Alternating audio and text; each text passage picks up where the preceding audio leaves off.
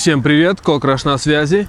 Я вещаю из страны вечно синего неба, города Улан-Батор. Как люди попадают в Монголию? Прилетают на пассажирских самолетах, прибывают на скорых поездах, приезжают на международных автобусах или собственных машинах. Два первых варианта обошли меня стороной. На территорию соседнего государства я всегда доставлял свое бренное тело с помощью автотранспорта. А чё, дорога ровная, вид из окна завораживающий. Слева и справа безмятежно пасутся козы, овцы, коровки, лошадки. Так и есть, но только до города Дархан. После Дархана начинается кромешный ад, потому что на этом промежутке дороги ведутся активные ремонтные работы. Оставшуюся часть пути пассажиры трясутся в пыльном автобусе, крайне медленно лавирующим между колдобин и выбоин. Обескураженные путешественники смотрят в окно и вместо няшных барашков с козликами видят обгоняющие машины, образующие столбы дорожной пыли. Коричневые облака висят в воздухе до самого Улан-Батора. Реконструкция автодороги протяженностью 204 километра началась в 2019 году.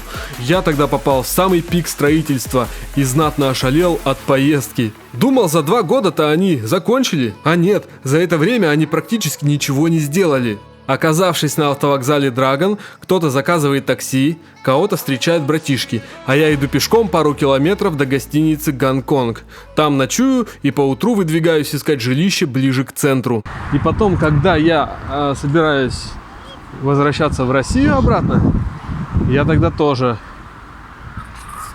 ночую в Гонконге и пешочком иду до автовокзала. Гонконг. Я тут уже, по-моему, 3-й раз останавливаюсь. Йоу, ребята, смотрите, в честь Мирнинского района Якутии назвали магазин в Монголии. Айхал. Там продаются унты. Не простынь, я куплю тебе унты, чтобы не простыла. В Улан-Баторе идет дождь. Пошутил, но не дождь. Это такая лестница с водой. Написано Чойджин Суитес Улан-Батор. В общем, я потусил в элитном райончике Кинг Тауэр. За моей спиной многоэтажки находятся. Здесь высотки.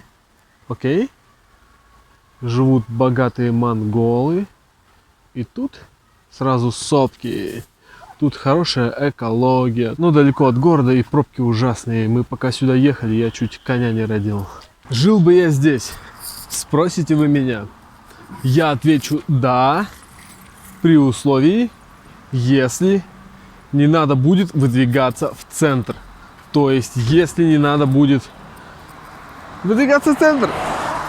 Если тут будет что покушать, типа сидишь на студийке у себя, пишешь треки, монтируешь влоги, окей, можно так загаситься на недельку, но каждый день возвращаться сюда, ездить, допустим, в этих пробках ужасных, о, блин, это слишком dangerous.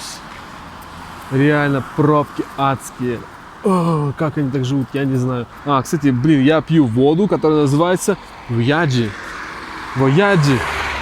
И Вояж, очень классная вода, популярная здесь, в Монголии. Ну этот Кинг Тауэр, конечно, да, райончик элитный, но никакой, по мне так, инфраструктуры. Там просто фонтаны, просто классные, комфортные дома, но магазинов, клубов, да, где можно покушать, ресторана, заведений я не нашел. И поэтому я возвращаюсь в центр. Я думаю, в будущем Кинг Тауэр станет очень крутым районом. Смотрите, там вот все строится, это все элитные дома строятся, представляете? И по ту сторону тоже происходит строительство. Блин, я так боюсь дороги переходить здесь. Ну, в общем, вы меня поняли. Если поняли, то ставьте лайки. Если нет, то дизлайк просто вообще. Комментарий гневный надо написать мне. О, я вижу себя. Йоу, это Кокраш. Я вещаю из зеркала. Бруна, я не из зеркала вещаю. Я вещаю с района Кинг Тауэр. Надо до дома добраться поскорее и спать лечь, потому что я не могу. Я сюда ехал часа 3, наверное, с центра. Хотя, в принципе, пешком можно за полчаса дойти можно. Элитный жилой комплекс King Tower располагается всего в 3 километрах от площади Сухэ-Баттера. При этом он находится в экологически чистом районе, в 200 метрах от реки Хатан-Тул и в 500 метрах от национального парка. Уникальность микрорайона заключается в том, что он возведен по проекту французского архитектора и под руководством немецких инженеров. Квартиры класса Diamond отличаются современными решениями и просторными 6-метровыми окнами от пола до потолка. Двухэтажная квартира в стиле дюплекс имеет планировку, разделяющую гостиницу и семейную зону. Квартиры в стиле пентхаус имеют полностью мебелированную открытую террасу площадью от 50 до 100 квадратных метров с прямым естественным освещением. На территории кампуса можно закупиться продуктами в супермаркете, отдохнуть в кинотеатре, искупаться в бассейне, навести марафет в салоне красоты, а в ресторане отведать авторских блюд от итальянского шеф-повара. На сайте комплекса говорится, что резиденты Тауэра могут получать более 40 видов услуг. Йоу, всем привет, Кокраш на связи. Я на районе King Tower. Второй день подряд. Что хочу сказать, это офигенный район. Все, что я вчера набазарил, это все не то. Я забираю свои слова обратно. Мне все показали, все рассказали, как тут устроено. Тут все есть. Тут это как бы рядом с центром. Там оказывается, вот видите высокие дома, да, вот там стоят, очень много домов. Там еще есть как минимум 2 этажа вниз, то есть нулевой этаж и еще второй нулевой этаж. И там люди, монголы, оставляют свой автотранспорт. Парковка у них там оказывается.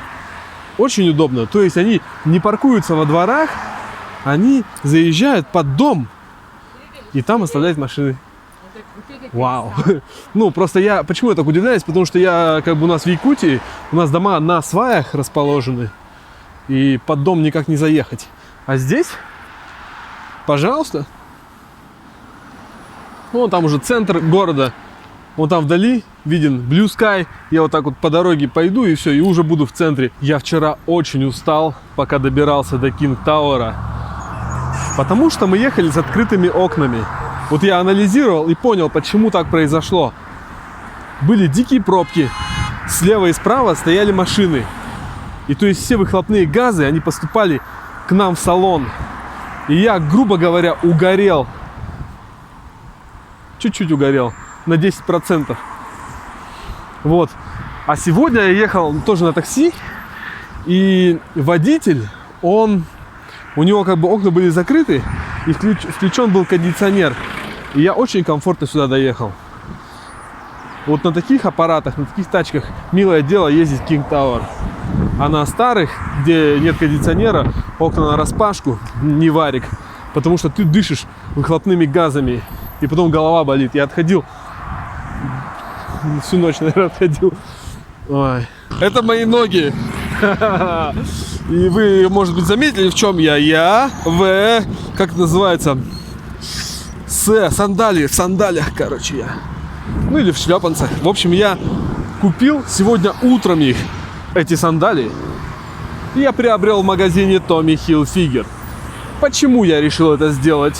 Потому что мои китайские кроссовки натерли мне огромные мозоли. Ладно, я перейду где-нибудь там дорогу. Тут капец dangerous. Пробка, рили, видите, да? О, сейчас меня собьет машина. Не хочу, чтобы это произошло, поэтому я куда-нибудь сюда отбегу сейчас. Давайте. Это был не я, это была вставка. В общем, я перебежал дорогу. Что я говорил? Да, я пошел покупать билет обратно в Якутск на автовокзал. И я иду и еле как передвигаю своими ногами. Еле как иду, хромаю. И думаю, все, я не могу в этих кроссовках больше идти. Зашел в Улан-Батор Department Store и взял на первом этаже себе эти шлепанцы и хожу в них.